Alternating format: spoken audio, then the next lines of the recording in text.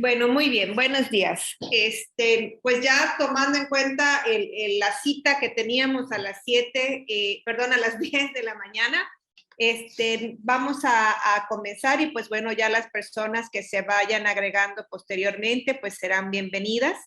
Me presento, soy la doctora Silvina Contreras, yo soy médica genetista. Les voy a compartir mi pantalla. Sé que algunas personas pues aún no tenemos el gusto de conocernos, pero pues bueno, ya tengo yo 10 años de 10 años de estar aquí en el Hospital Orán.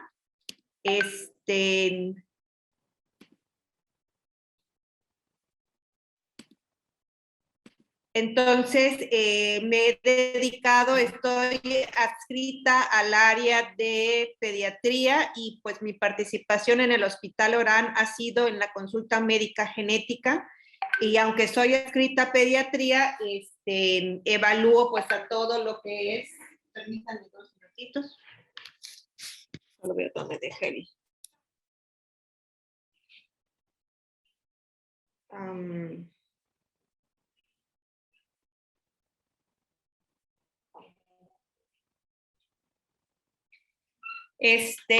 a ver la consulta médica genética de todo el hospital, y pues actualmente también he participado en la docencia de varias generaciones de residentes y actualmente me encuentro en la jefatura de enseñanza, capacitación e investigación, donde estamos para servirles a todas y a todos.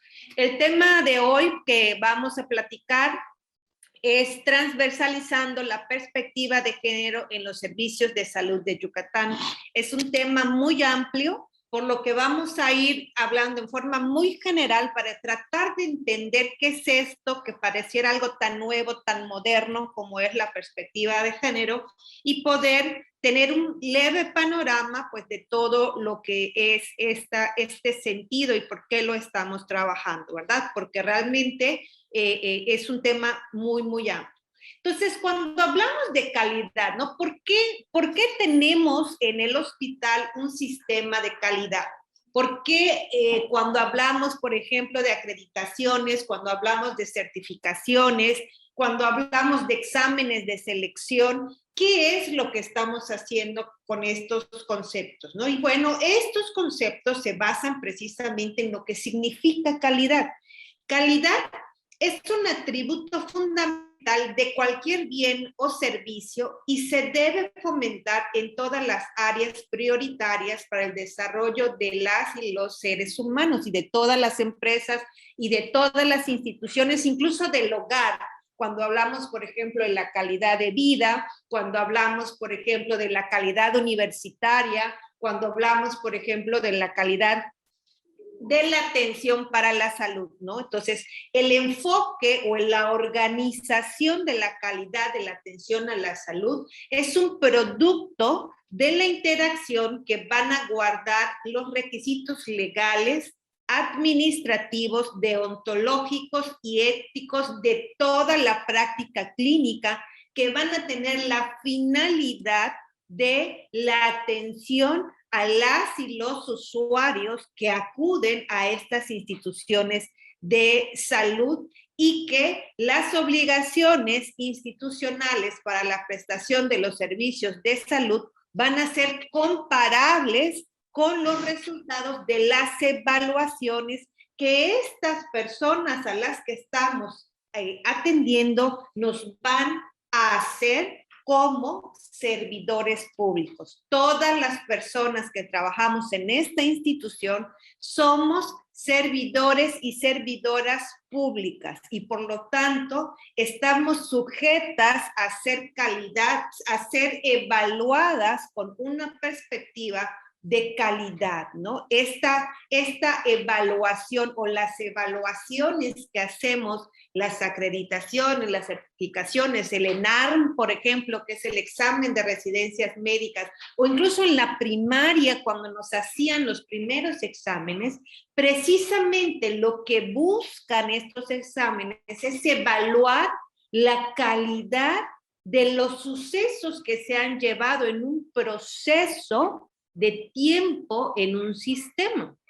de tal forma que la calidad es un engranaje entre diferentes piezas de rompecabezas que dan como conclusión una calidad que puede ser evaluada como buena, como mala o como intermedia. Y esto es entonces el por qué en estas plataformas donde estamos conjuntos como equipo, el área de enfermería, el área de administración, el área de calidad, el área de medicina, cómo podemos o cómo tenemos un punto en común que es la atención de las y los pacientes.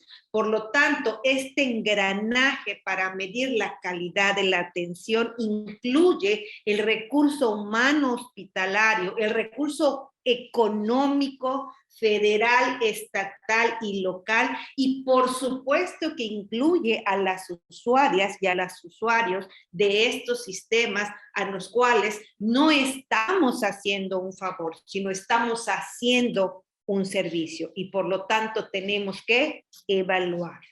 ¿Qué sucede cuando hay una deficiencia de la calidad en la atención de la salud?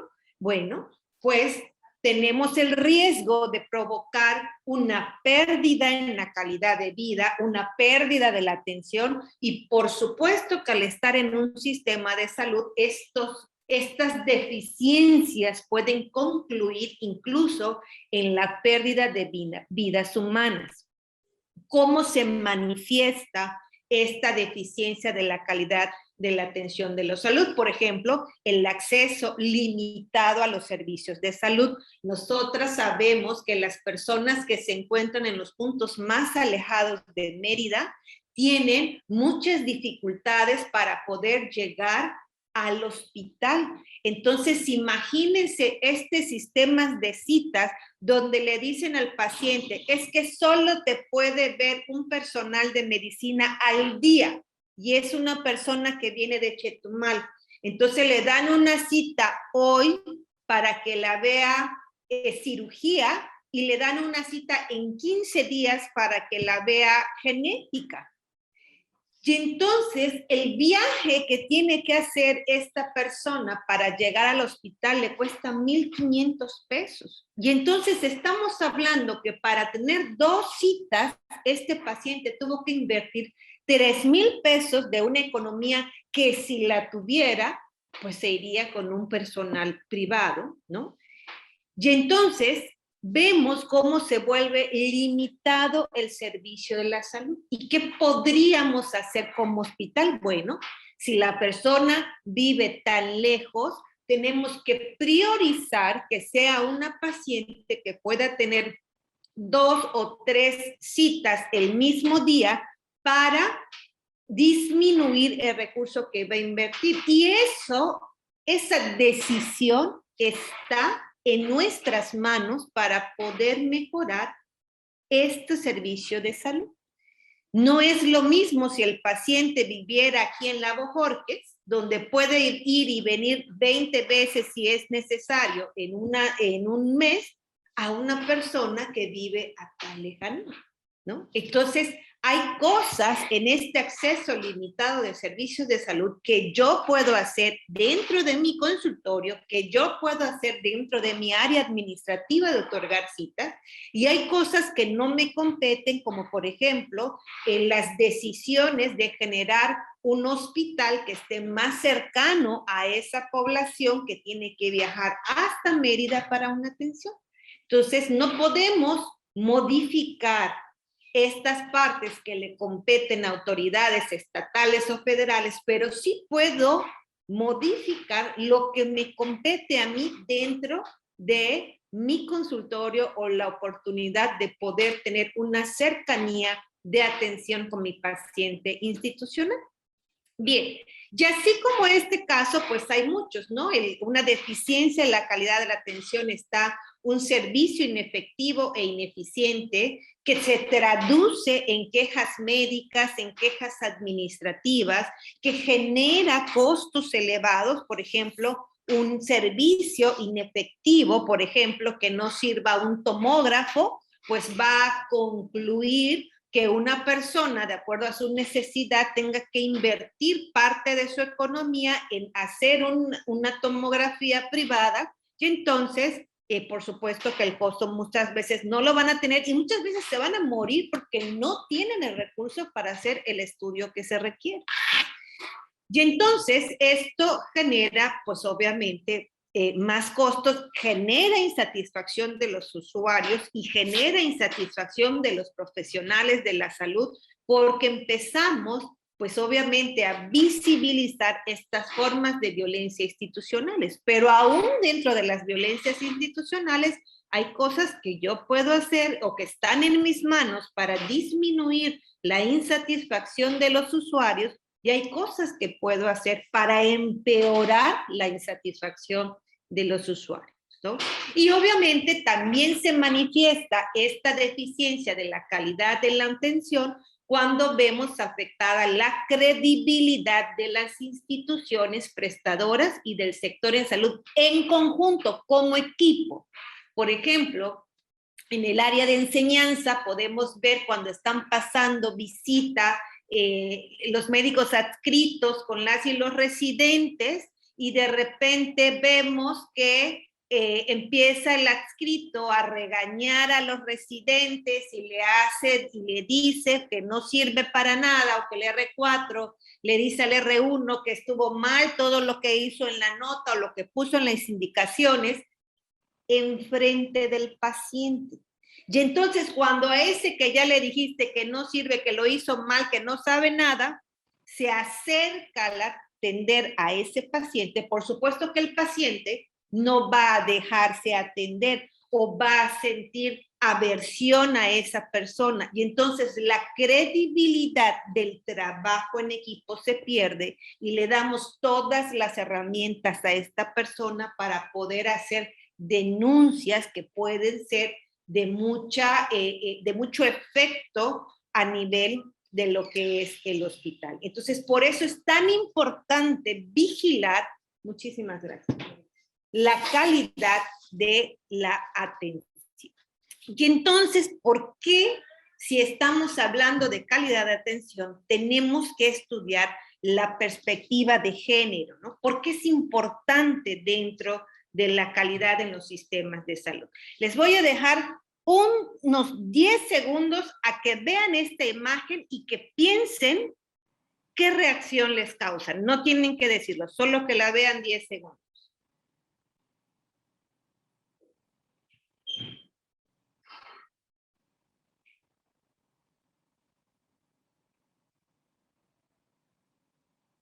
Bien, este imaginario que ustedes acaban de tener al ver las imágenes, y que aún así llegaran a pensar, pero bueno, es que ¿cómo voy a dejar que un hombre venga maquillado al hospital?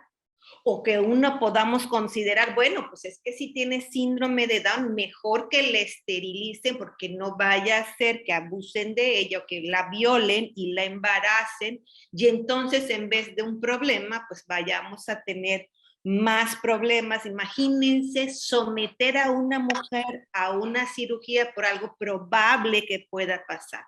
Pues estos pensamientos es discriminación. Otro ejemplo. México abre la primera clínica pública para personas trans en lucha contra la discriminación. ¿Por qué? ¿Por qué México tiene que invertir un recurso económico para abrir una clínica especial para un grupo de personas, ¿no? Como cuando en la época de la esclavitud habían clínicas solamente para personas de piel negra, ¿no? O que no se le permitía a esta población poder entrar a una cafetería o poder entrar incluso a la iglesia. Y entonces vemos este comentario que hace este texto. Sandra respira aliviada porque su amiga por fin va a recibir atención tras ser rechazada en 7 hospitales. La paciente acudía porque al inyectarse biopolímeros, que bueno, esas otras formas de violencia, pues nadie la quiere atender, incluso la culpan de su problema biológico, físico que está ocurriendo por inyectarse estos biopolímeros. Esto, por supuesto, es discriminación.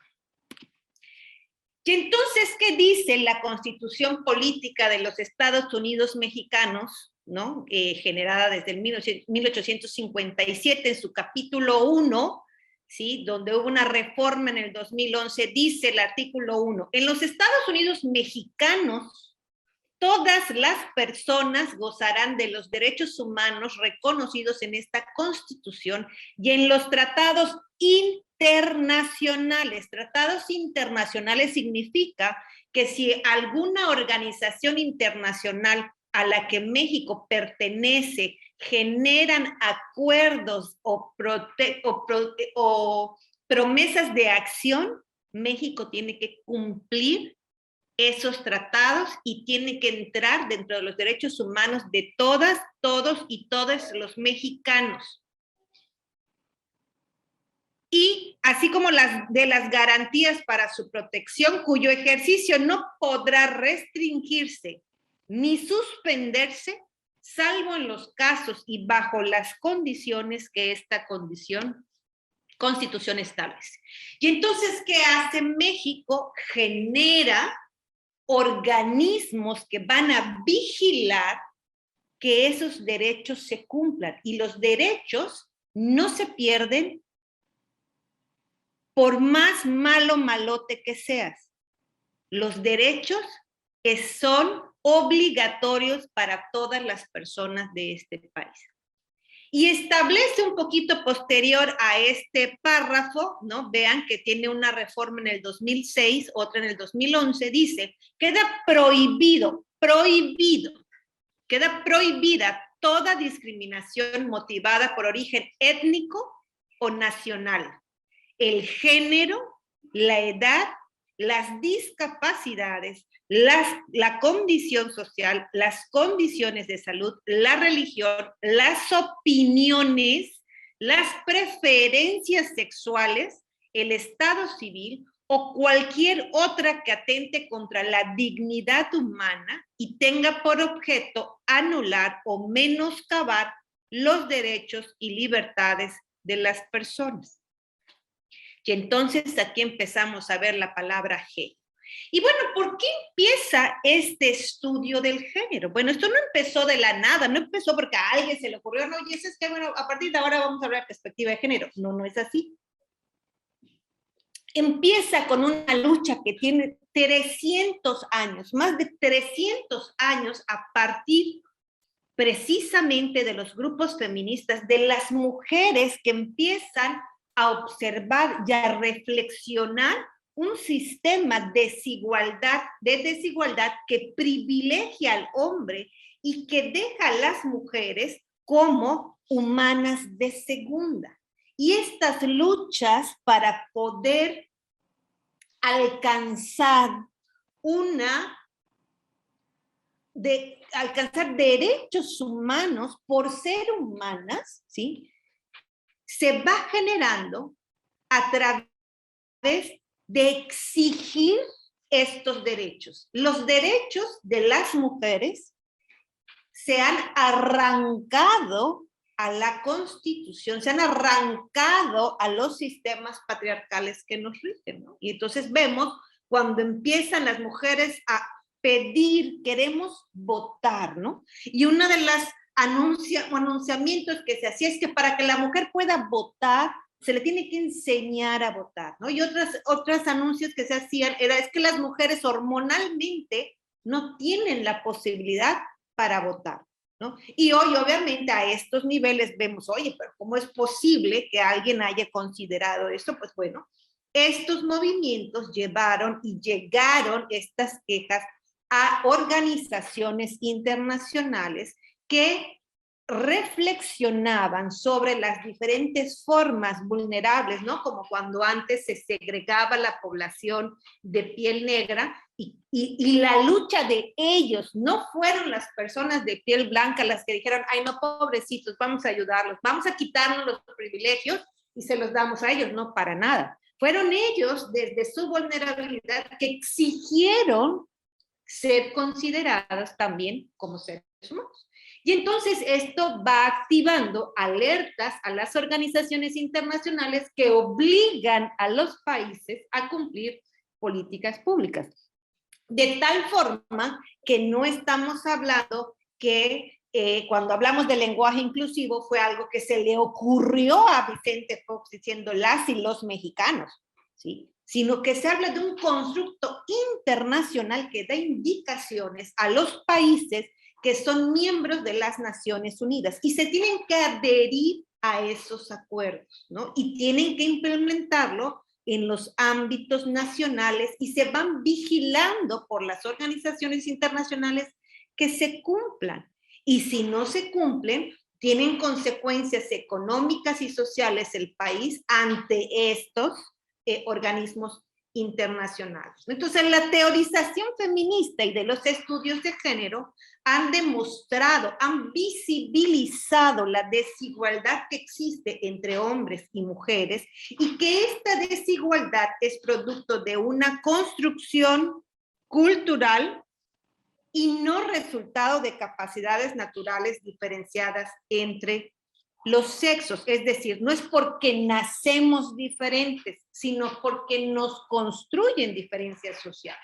Y estos instrumentos nacionales podemos ver que existen desde 1979 con la CEDAW, como la Convención sobre la Eliminación de todas las formas de discriminación contra la mujer. En 1995, en Beijing, cuando la plataforma de la acción de la Cuarta Conferencia Mundial sobre la Mujer se establece que, ¿qué creen? Que las mujeres sí somos seres humanas, que sí tenemos derechos humanos, ¿no? En 1996, en la Convención de Belén do Pará, a partir de una lucha muy importante que hacen las mujeres de Chihuahua, miren, 40 años de la CEDAW, en 2014 empiezan a salir indicadores de desarrollo humano y género en México. Una de las metas de proigualdad para este periodo gubernamental es el Programa Nacional para la Igualdad entre Hombres y Mujeres. Y de 2015 al 2030 existe la Declaración del Milenio, donde una de las metas o los objetivos del desarrollo de la ONU es precisamente alcanzar la meta de la igualdad entre mujeres y hombres, que tenemos un periodo estimado de que se pueda alcanzar la igualdad entre hombres y mujeres en México de 64 años aproximadamente. Entonces, bueno, aquí podemos ver otra época en el 2012, donde el por qué tenemos que hablar de materia de género. Y la Constitución de la OMS afirma que el goce del grado máximo de salud que se pueda lograr es uno de los derechos fundamentales de todo ser humano, sin distinción de raza, religión, ideología política o condición económica o social.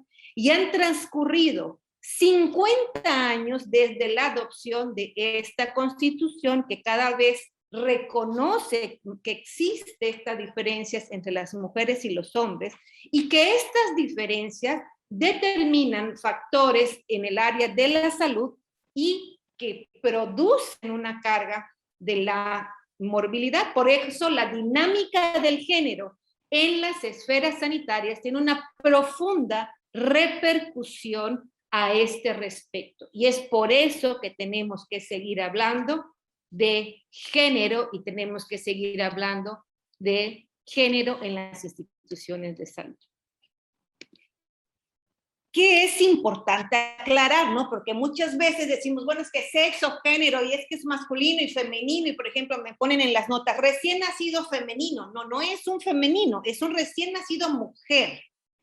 Porque el sexo hace referencia a los cuerpos sexuados de las personas.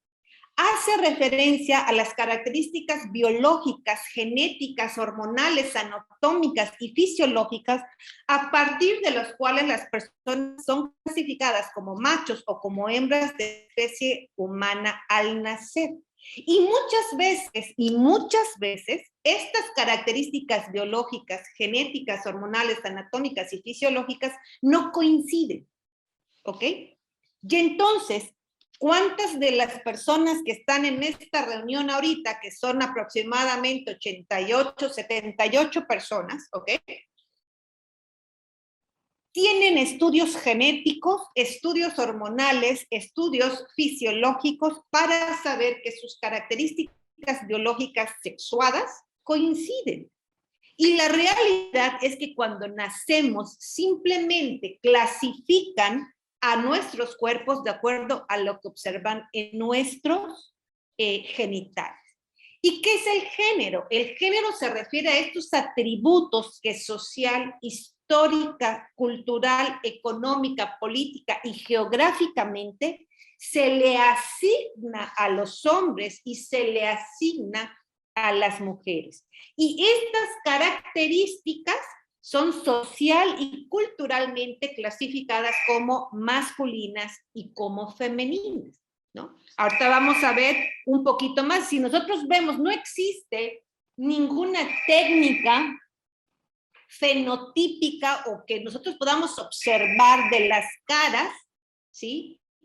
Para poder identificar cuándo un recién nacido es una mujer, es un hombre o es una persona intersexual.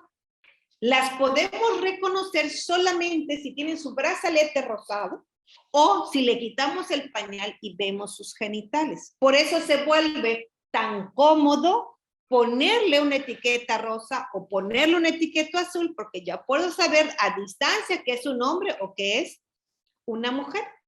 Y entonces aquí vamos a ver estas diferencias de sexo y género. Sexo, pues vemos, es un hombre que es el que fecunda, ¿no? Una mujer que es la que concibe. Y podemos ver que es natural, ¿no? Que se nace con estas características biológicas y que no cambian. El género, en cambio, pues bueno, que es masculino y femenino, y ahorita conocemos muchísimas otras formas genéricas, ¿no? Y decimos, bueno, el que es masculino es el que provee, es el que lleva dinero a la casa, y el femenino es el quien cuida la casa, es el que ve por los niños, el que los lleva a la escuela, los que hace la tarea, ¿no? La que hace la comida. Y es socioculturales, se aprende, ¿ok? Y esto genera las relaciones entre hombres y mujeres. Y hoy por hoy, ¿cómo podemos identificar en nuestro hospital quién es una mujer o quién es hombre? ¿Cómo identifican en este momento que yo soy mujer? Pues obviamente por mi cabello, por mis pestañas, por la coloración de mi piel, ¿no? Por mi vestimenta. Esa es la forma como identifican que yo soy mujer, ¿no? ¿Y cómo identifican que una persona es hombre? Porque tiene su cabello corto, porque se pone su camisa y camina en una forma un poquito más tosca, más masculina, ¿ok?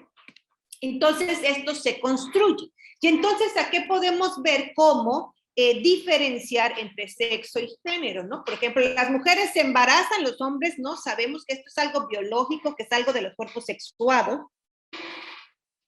pero las mujeres, niñas, deben ser delicadas y los niños deben de ser rudos, ¿no? Como decía mi mamá cuando mi hijo se empezaba a pelear, déjalos, son niños, es normal que se peleen, ¿no? O las mujeres adultas ganan menos sueldos que los hombres. Esto no es por la cuestión sexuada, sino por la sección genérica.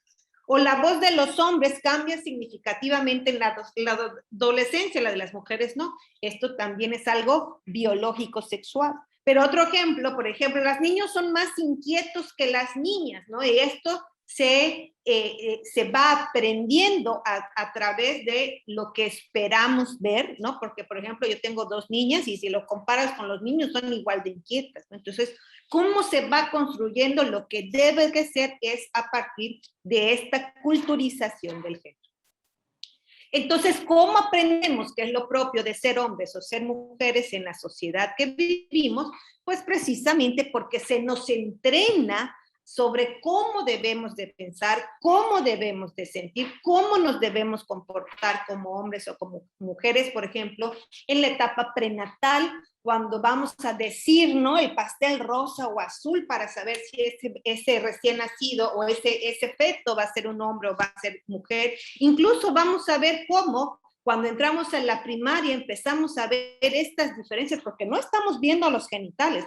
Podemos identificar claramente quién es una niña y quién es un niño a partir de sus lazos, a partir de su falda, a partir de su pantalón, a partir de los tipos de zapatos. Y esto es como empezamos a entender qué es ser una niña y qué es ser un niño. Y luego vamos viendo las interpretaciones o la simbología humana de cómo debe ser una mujer limpia, perfumada, blanca, peinadita, sensible, ¿no? A las flores, etcétera, ¿no? Y se refuerzan estos patrones a lo largo de la vida utilizando diferentes agentes de socialización.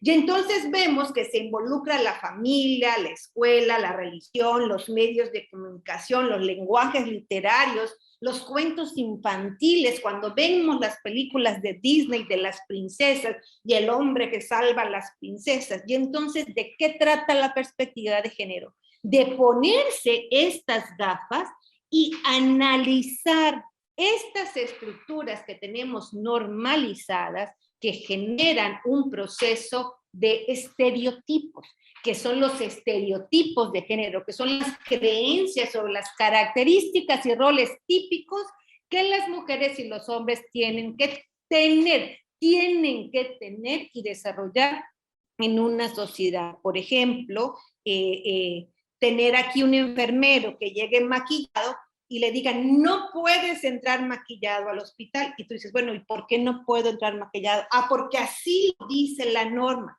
Y tú te vas a leer la norma y no dice nada de eso. Dije, a ver, en ningún lado dice que los hombres no pueden entrar maquillados. Y si los hombres entran maquillados, ¿pone en riesgo al paciente?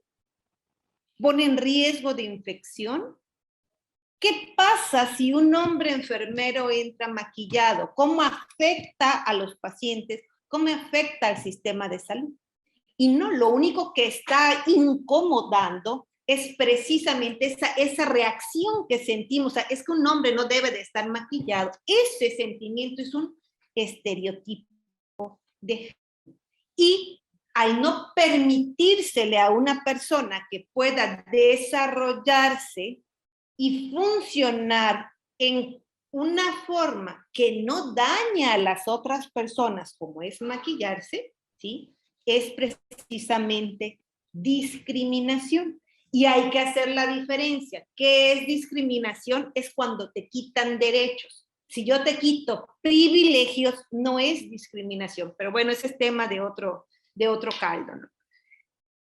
Entonces, que generan estos estereotipos, genera violencia, genera desigualdad. La violencia de género se refiere a estos actos dañinos dirigidos a otras personas o a un grupo de personas en razón a su género. Tiene su origen, obviamente, en la desigualdad, en el abuso de poder y en la existencia de normas dañinas. ¿Okay? Entonces el enfoque de género, la perspectiva de género, es una categoría de análisis que permite entender el sistema de relaciones entre mujeres y hombres, y es un sistema que asigna a las personas según su sexo y les da un valor según su sexo. Así como antes se les daba un valor y un poder de acuerdo al color de su piel, ahora se les da un valor y un poder a las personas de acuerdo a su sexo. Y este valor y poder es diferenciado y ubica a las mujeres en una situación de desventaja. Entonces, dar un valor diferente a las personas de acuerdo a si son mujeres o si son hombres genera desigualdad. ¿Ok? ¿Qué tenemos que hacer o cuál es el objetivo? ¿Por qué hoy por hoy no se puede hablar de igualdad, de que ya estamos iguales? Ah, no, como la doctora Silvina estudió medicina, ya las mujeres pueden estudiar medicina. La realidad es que no es así. La primera mujer que logró estudiar medicina, que es Matilde Montoya, fue en 1953 y le pusieron más piedras que cualquier estudiante de medicina en toda la historia de México, ¿sí? Tuvo que luchar para que se le titule, y se le tituló como médico, no como médica. Y hoy por hoy, las universidades de este estado nos siguen titulando a las mujeres como médicas, no como médicos, perdón, como médicos, no como médicas. Se sigue prohibiendo, se sigue rechazando utilizar la palabra médica. podemos decir, es una abogada, es una contadora, es una maestra, es una secretaria, pero decirle médica pareciera que ofende a muchos sistemas de salud. ¿Ok? El desarrollo social y el bienestar humano solo podrá ser alcanzado si se incorpora a toda la población humana y no solo a la mitad de ella. Y para la construcción de sociedades sustentables, más justas e igualitarias, se debe incluir el trabajo y el aporte de los hombres y de las mujeres. Entonces, analizar desde la perspectiva de género comprende analizar el reconocimiento social, el estatus, el acceso a las disposiciones de fuentes de poder como el control activo, de activos productivos, la información y la participación en la toma de decisiones, las condiciones materiales en que viven las personas y que se expresan en el nivel de satisfacción de las necesidades prácticas e inmediatas para supervivencia y en las de sus hogares, el acceso a la educación, a la salud, el agua potable, la vivienda, la higiene. El mundo no es como lo vivimos cada quien en forma individual, sino como vamos analizando estas desigualdades que se van dando en la población. Pero esto también en el área de la salud refleja riesgos, porque la salud de las mujeres, de los hombres y en general de todas las personas intersexuales, es diferente y es desigual. Es diferente porque hay factores biológicos que se manifiestan de forma diferente en la salud y en los riesgos de enfermedad y que sigue siendo invisibilizado, como por ejemplo, una de las luchas que se está tratando de alcanzar es quitar el impuesto a las toallas femeninas, porque las mujeres cada mes van a usar toallas femeninas y obviamente están generando o están pagando un impuesto mayor que los hombres simplemente por tener la menstruación, por ejemplo. Y me podrían decir, bueno, pero es que los hombres nos rasuramos y gastamos más en lo que son rastrillos, pero existe algo que se llama impuesto rosa. Si tú tienes 2 rastrillos y uno es rosa, el rosa vale más. ¿Por qué vale más? Porque es el impuesto rosa, que es el pago excesivo que se le hace a las cosas que son de mujer. Bueno, desigual porque hay otros factores que en parte son explicados por el género y que influyen de una manera injusta en la salud, ¿no? Entonces, por ejemplo, el acceso a los derechos de la salud no es lo mismo si eres mujer o si eres hombre. Por ejemplo, podemos ver el caso de la violencia obstétrica o cómo se normaliza. No es que por usos y costumbres llegan las mujeres de 10 años embarazadas, ¿no? ¿Y de quién está embarazada? Ah, de un hombre de 40.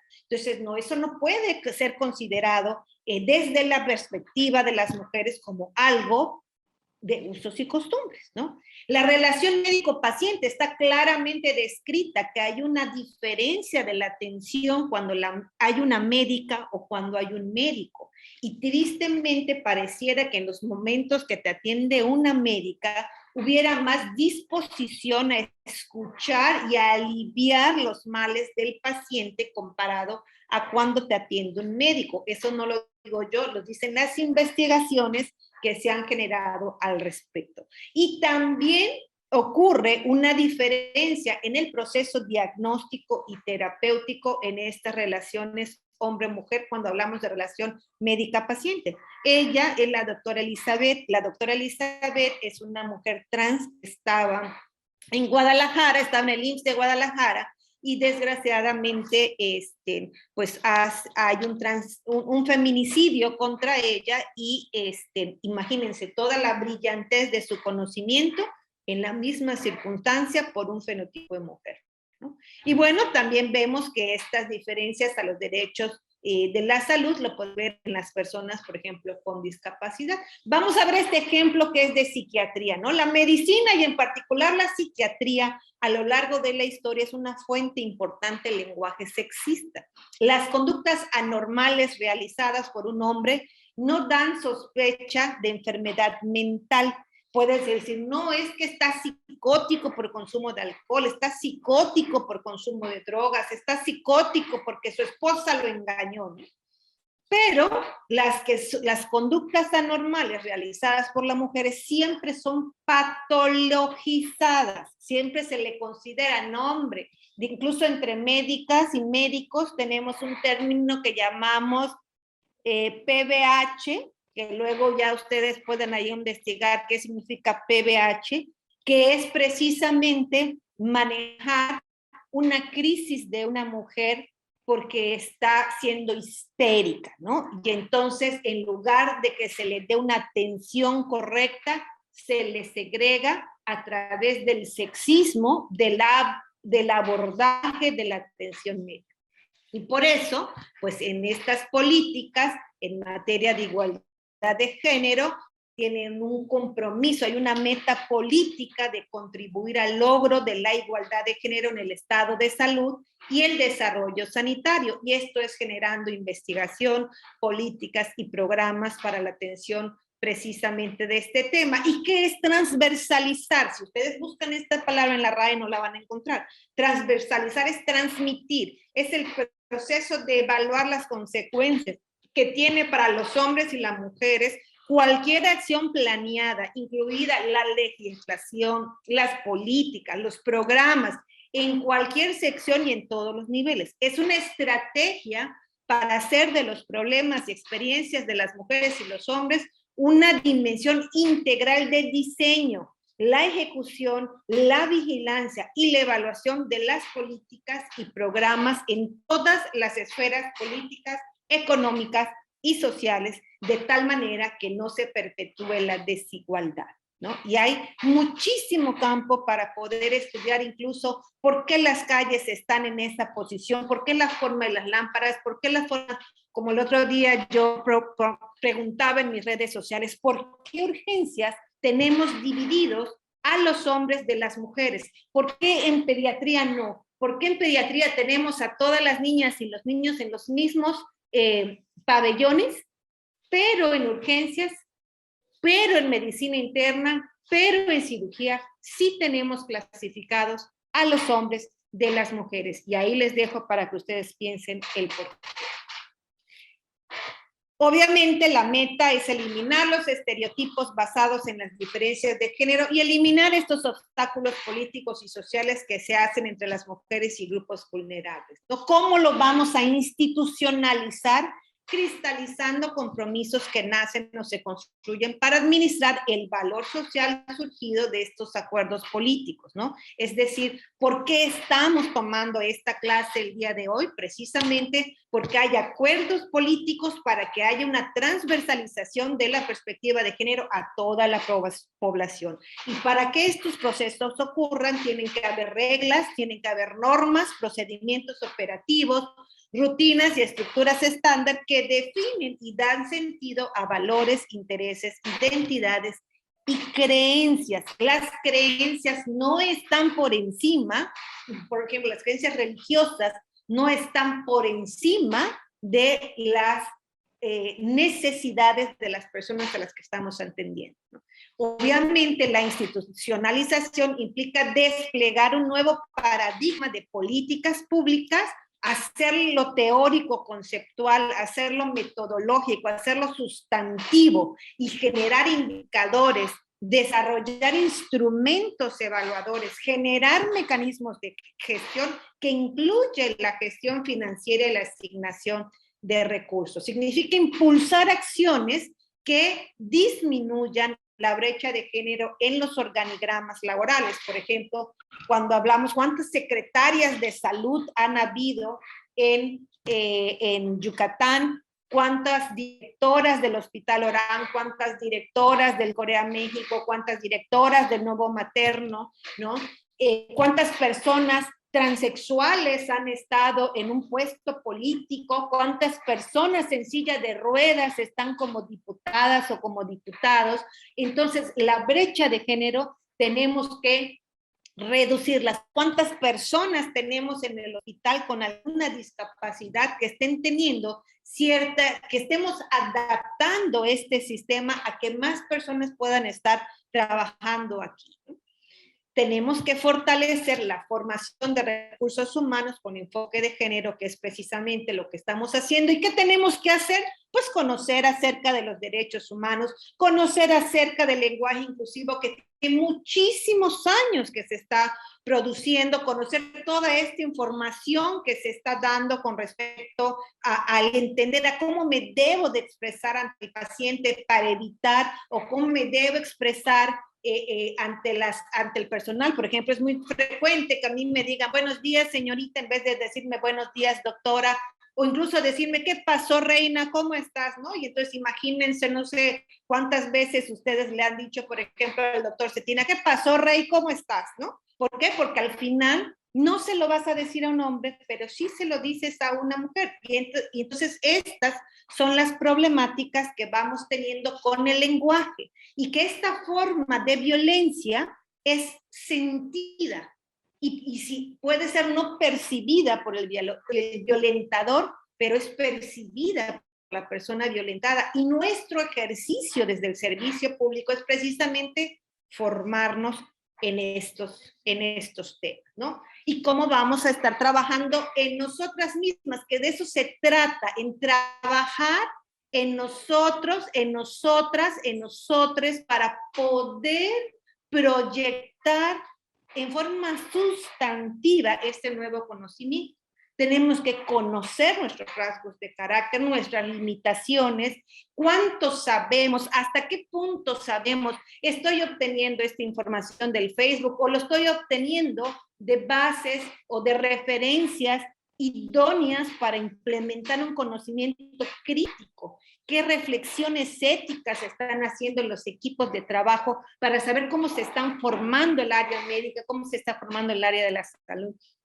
Incluir en la formación de todas las personas desde la edad escolar, derechos humanos y docencia, que es lo que actualmente se está haciendo. Hacer una introspección de nuestro comportamiento. El otro día escuchaba yo en los pasillos a dos hombres, trabajadores de aquí, que le decían una a otra, gritando en los pasillos, es que eres una niña, es que te gusta, no sé. Y entonces, ¿cómo su comportamiento altera la dinámica y además agrede, como si ser niña fuera una agresión, agrede a las personas que estamos escuchando, ¿no? Por supuesto que tenemos que tener actualización en humanismo, en perspectiva de género, evaluar nuestra salud mental periódicamente y generar mayor certificaciones en diferentes aspectos de el conocimiento. Entonces, ya para concluir, porque ya nos estamos acercando al tiempo límite,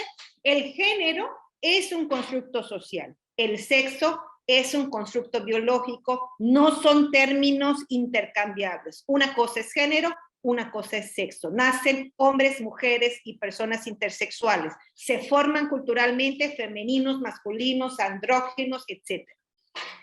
Al hablar de género, en general se ha hecho referencia a las mujeres por la histórica situación de desigualdad que han padecido, lo que por mucho tiempo dejó fuera de las investigaciones en temas de género a los varones. Y cuando hablamos de género, hoy por hoy hablamos de masculinidades también. Los factores determinantes de carácter social suelen exacerbar las vulnerabilidades biológicas, por lo que un enfoque de la salud relacionado con el género debe considerar la manera en que la desigualdad influye en las experiencias de la salud. Y las consideraciones de las perspectivas de género son decisivas para lograr la eficiencia, es decir, para la calidad en todas las actividades del área médica. Y eso sería todo por mi parte. Muchísimas gracias. Si hay alguna pregunta, con mucho gusto.